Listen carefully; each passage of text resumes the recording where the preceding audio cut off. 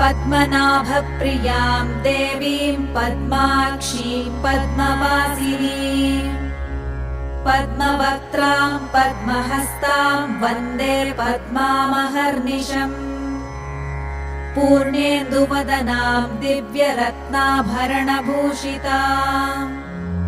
वरदाभयहस्ताढ्यां ध्यायेच्चन्द्रसहोदरीम्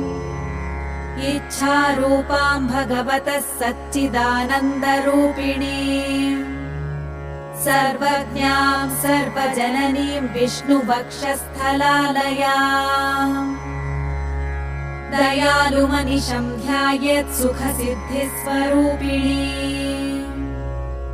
हरिः ओम्